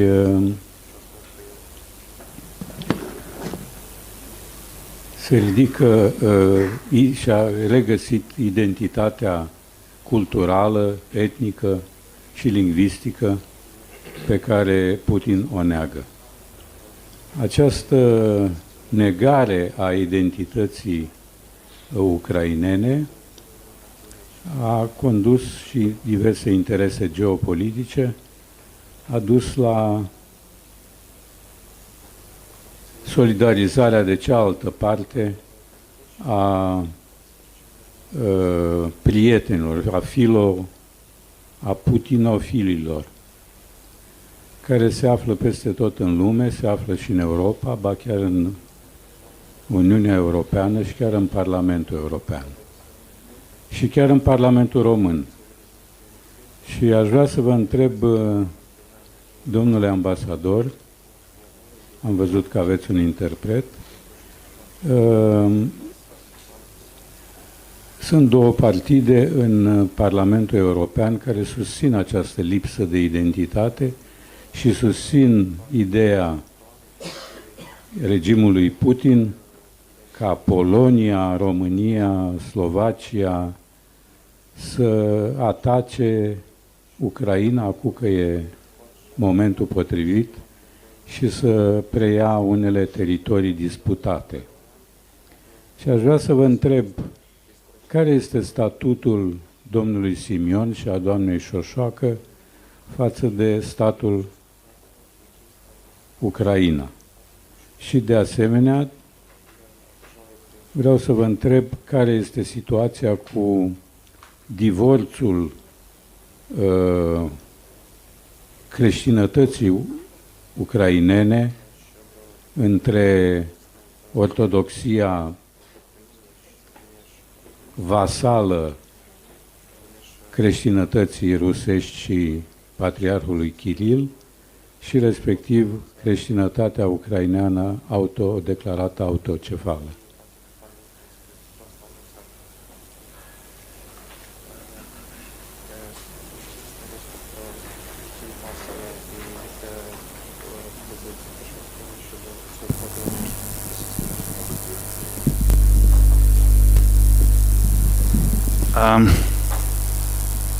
I hope I understood the questions correctly with the translation. Regarding the first one, the first question, these claims that we occasionally hear from certain political forces in different countries. I mentioned in my introductory remarks that the false interpretations of historical past that we observe from Moscow is leading now to this, has led to this awful tragedy of the war that Russia unleashed against Ukraine. And alongside some geopolitical ambitions of expansionism that Moscow has, they also place some of these historic interpretations in the baseline of the invasion. You would recall that it was in summer of 21, just I think like 6 months before the full-scale invasion, that Vladimir Putin produced his historic essay arguing for non-existence of Ukraine and the Ukrainian nation. And that was widely interpreted as a very dangerous sign regarding the intentions of Moscow.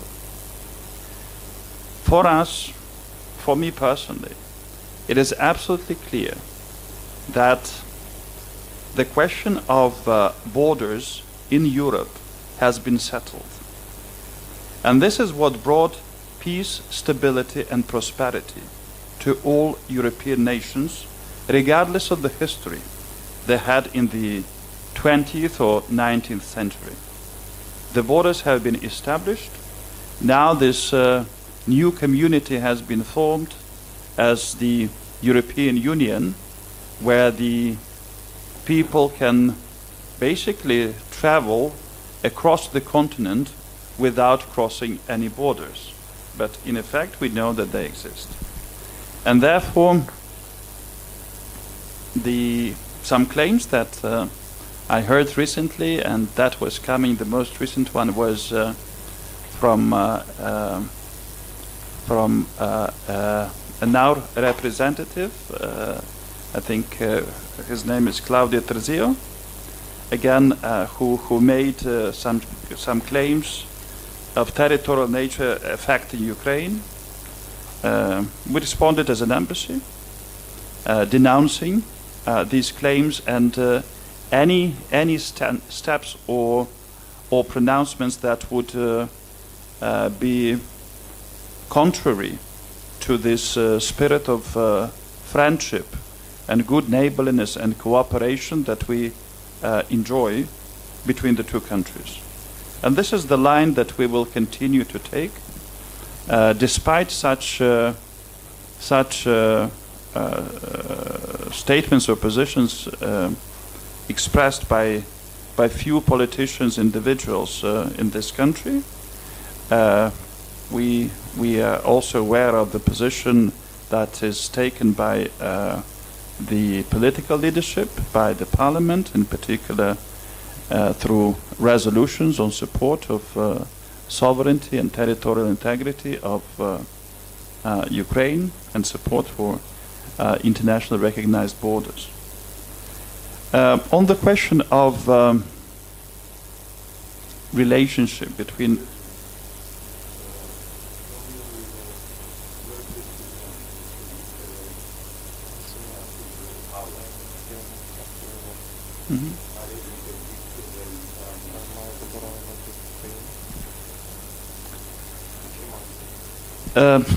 I do not have this information, though I will need to follow up with the authorities in Kiev to see what the status for Mr. Simeon is. So I will need to follow up on it. Regarding the relationship between the churches,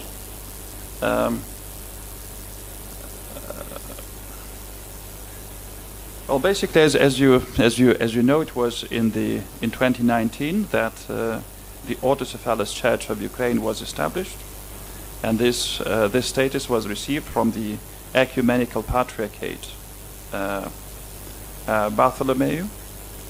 The majority of Orthodox believers in Ukraine now, they belong to this church.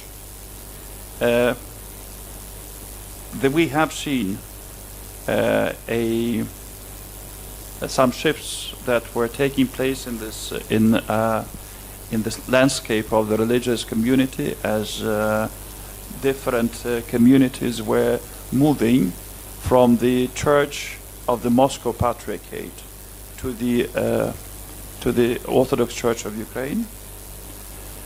There is a draft legislation under consideration in the Parliament of Ukraine, in the Verkhovna Rada, that would affect the functioning of the Ukrainian Orthodox Church under Moscow Patriarchate, because it remains under the supervision of the Patriarch in Moscow. There is lots of evidence to the effect that the Church in Moscow is complicit in the war of aggression that is conducted by Putin's regime against Ukraine and the Ukrainian people, and therefore, by implication, that is, of course, the consequence for this church that remains under the governance of Moscow's Patriarch. Until now, the Orthodox Church of Ukraine has been recognized by a number of other Orthodox churches, the Greek Church, Cyprus, Alexandria. And for us, it is important that there is some progress on the part of the Orthodox Church of Romania in terms of recognition and establishment of ecumenical communication between the two churches. In the circumstances that we find ourselves in now, this would be a very, very, very important step for, again, forging closer bonds between the people and the two nations.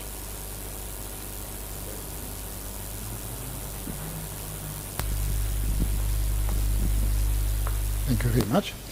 Doamna Rodica Culcer, membru GDS.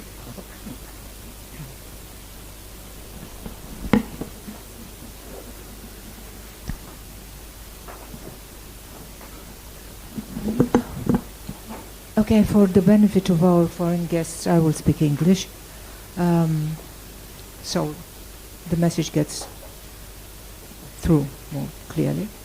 My name is Rodica Culcer. I'm a member of the Group for Social Dialogue and a journalist with the 22 magazine. And I think that from the very beginning, we have to think about the responsibility that we as Romanians have in this context. And it is quite appalling to find out what the Ukrainian refugees have to go through in our country. But to pick up on what Radu Hosso was saying, there's an elephant in the room. And the elephant in the room, to quote a famous personality that I will not name, is the power of the Putin propaganda in Romania. And we have to be aware of it and not deny it and pretend it doesn't happen, that it is not here. We're not pretending, we're not underlying it forcefully enough. Because, yes, Radu said quite correctly, Ukrainians don't vote in Romanian elections, but that is not the problem, according to me. The problem is that people who are influenced by the Putin propaganda vote.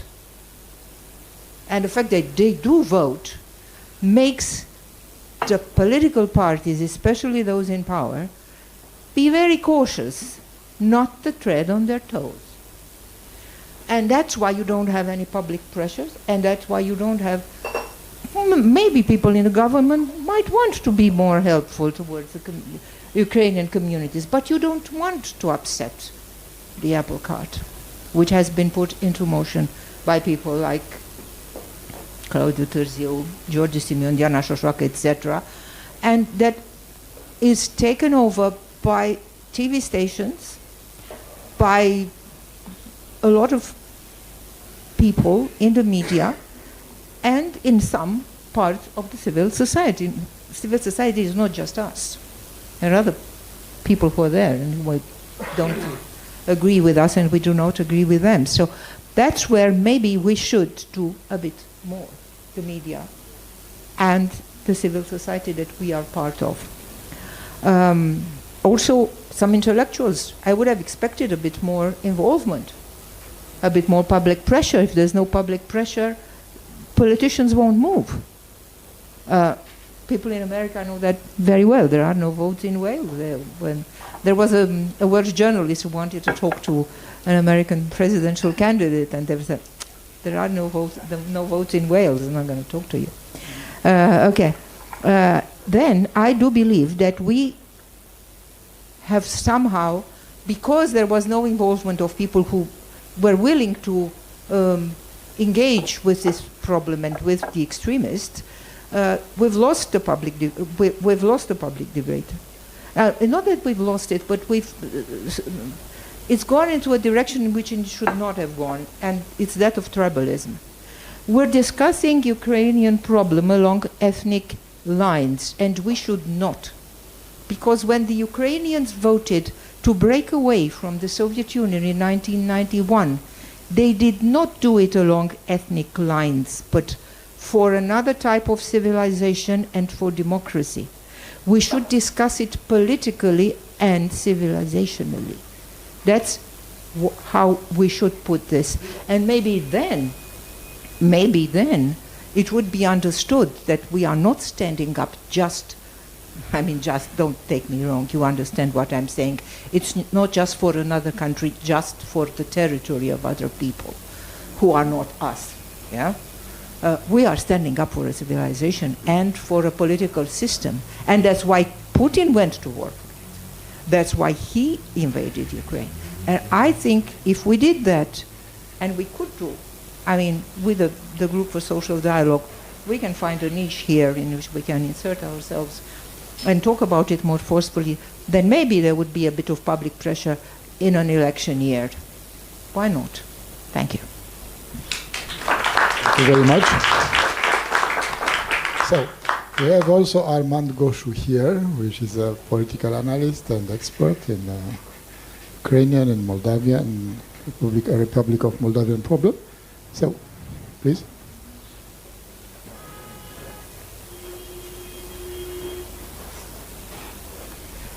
Nu am prea multe lucruri să vă spun. Ce era important, cred că s-a spus deja. Aș mai adăuga doar o categorie. Să ne amintim și să... ar trebui să rămână undeva consemnat lucrul ăsta și mă bucur că am ocazia să o fac. În martie, la începutul lunii martie, un bun prieten, fostul corespondent TF la București, care acum corespondent TF la Kiev, m-a sunat în dimineața la 5 că nu înțelegea, au venit ucrainieni la gară, era voluntar în Gara de Nord. Au venit și nu înțelegeau. Și m-a pus la telefon să traduc. Și mi-a spus, la 5 dimineața eu știe că sunt puțin somnambul și foarte matinal și mi-a zis, uite, dacă poți, vină în Gara de Nord translator. Era un shift dimineața de la 5 la 10, era neacoperit de translatori, era un shift care nu era acoperit de voluntari, acolo erau voluntari din Statele Unite, erau mormoni, baptiști, alte organizații. Problema cu ei, erau cei mai mulți, erau vreo 7 mormoni, vreo 5 baptiști, problema cu ei că nu știau limba română. Și ca să te duci să cumperi bilete la caserițele din Gara de Nord, care sunt niște persoane foarte nervoase, am aflat și eu între timp, era o problemă, nu vreau să nici engleză, nici rusă, nici ucraineană, nimic, deci trebuia cineva care să fie translator. Și am fost vreo 2 luni traducători. Noi, traducătorii, aveam portocaliu pe noi și la un moment dat nici nu mai dădeam înapoi vesta, umblam prin jurul gării sau până la podul Grand cu vesta pe mine și mă opreau ucrainieni pe ei, știau că cei cu portocaliu sunt translatori și încercam să-i ajutăm cu ce puteam. Am foarte multe amintiri de acolo, îmi pare rău că nu le-am notat, deși cineva a avut ideea, hai să scriem, să scoatem o carte, hai să ne amintim, hai să măcar să înregistrăm lucrurile astea. Pentru că aia a fost istorie. Deci eu sunt convins că, nu știu, copiii noștri, nepoții noștri vor învăța despre ce s-a întâmplat în acele luni, cum noi studiem la istorie despre ce s-a întâmplat în septembrie, octombrie cu refugiații polonezi, cu guvernul polonez 39, care au ajuns pe teritoriul României. Aia e istorie. Din fericire, sunt documente oficiale care să... Mulțumim pentru prezență Nataliei, David Rich Permission de la Ambasada Poloniei, care și-a prezentat aici, și care nu ne permit astăzi să scriem istorie. Cred că ne-ar fi fost de mare ajutor să notăm acele experiențe. Acum, în Gara de Nord pot să vă spun că n-am văzut nici Lexus, nici mașini de lux.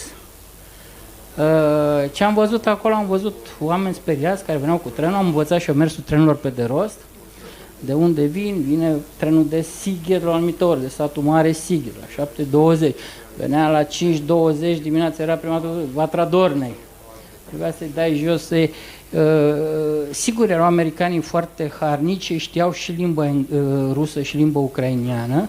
Problema era după aceea în interacțiunea cu autoritățile române, pentru că erau acele corturi pe peronul Gării, dacă mai țineți minte, la diferitelor instituții din România, cu doctori, cu femei de o anumită vârstă, care aveau tensiune 21, eu nu credeam că există tensiune 21, erau persoane care erau bolnave de diabet, nu mai aveau medicament, erau persoane care, la Nicolaev, a fost bombardată secția de oncologie și a fost luată de pe targă și a fugit. Pur și simplu n-a avut timp să intre la operație.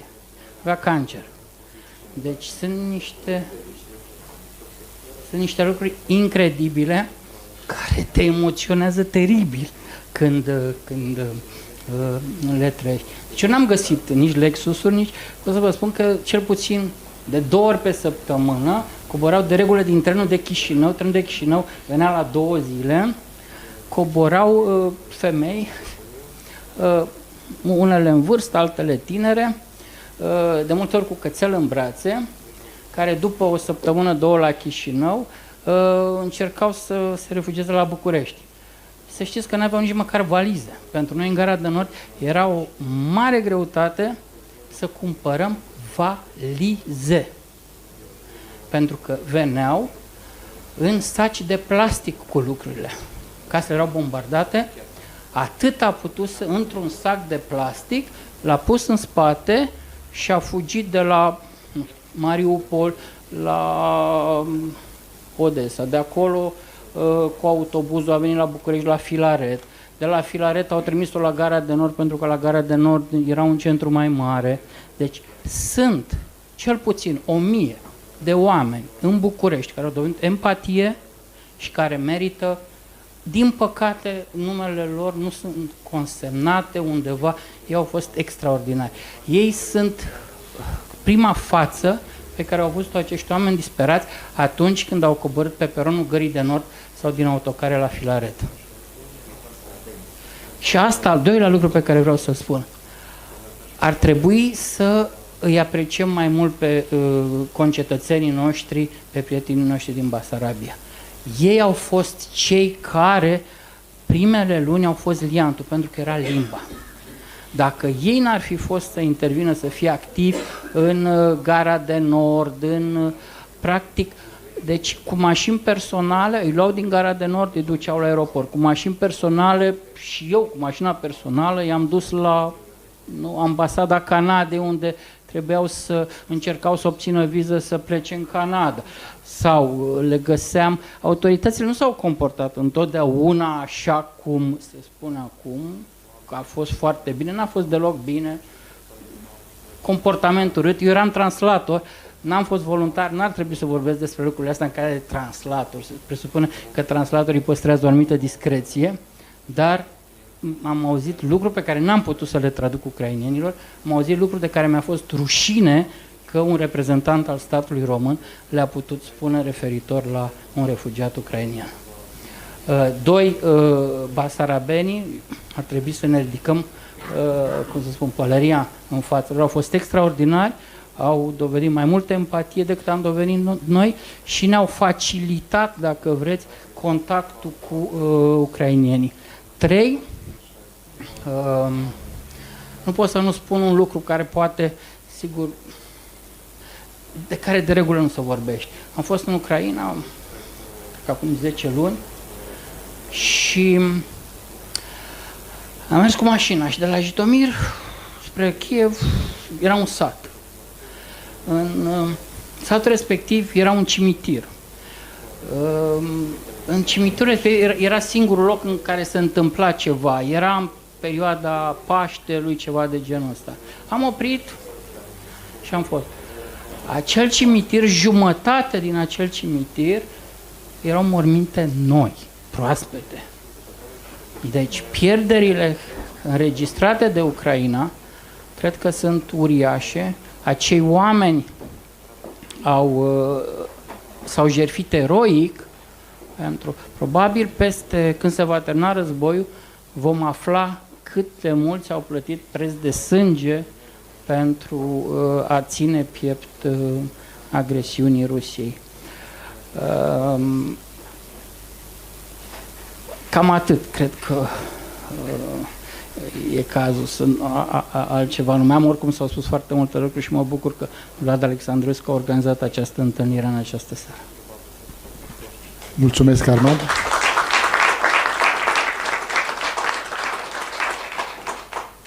Cred că am văzut o parte din problemele care se pun, foarte grave, foarte omenești, uneori foarte simple, la care cred că trebuie să aducem răspunsuri. A fost poate un exercițiu de sinceritate, un exercițiu de transparență, pe care, iată, Grupul pentru Dialog Social, împreună cu Expert Forum și cu Revista 22, l-a încercat astăzi seară. Încă o dată, e un prilej de doliu pentru acești 2 ani de război, de pierderi de vieți omenești, de oameni tineri care au murit pentru libertate, au murit pentru democrație, au murit, de fapt, pentru Europa. Sper și eu că administrația românească va face mai mult pentru Ucraina, pentru refugiații ucraineni. Ei nu sunt doar o cifră, ei sunt niște persoane. Ei au niște nevoi, ei au niște copii, au nevoi psihologice care trebuie foarte bine înțelese în situația de față și dincolo de emoția pe care nu putem să nu încercăm în acest moment, se află o serie întreagă de dosare depuse care se așteaptă rezolvarea. Mulțumesc, Excelență, mulțumesc reprezentanților Ambasadei Statelor Unite, Poloniei, mulțumesc reprezentanților Ministerului de Externe, Ministerului Muncii, mulțumesc organizațiilor care au făcut atâtea lucruri și fac în continuare atâtea lucruri pentru refugiații ucraineni. Mulțumesc membrilor GDS care au venit astă seară. Mulțumesc studenților, avem mulți studenți care au venit să asculte această dezbatere și mă bucur foarte mult că au fost aici și că au auzit câte ceva din felul în care se pun problemele din punctul de vedere al refugiaților ucraineni și al societății civile. Sperăm că mesajul către administrația publică românească a fost auzit. Vă mulțumesc tuturor și vă urez o seară bună.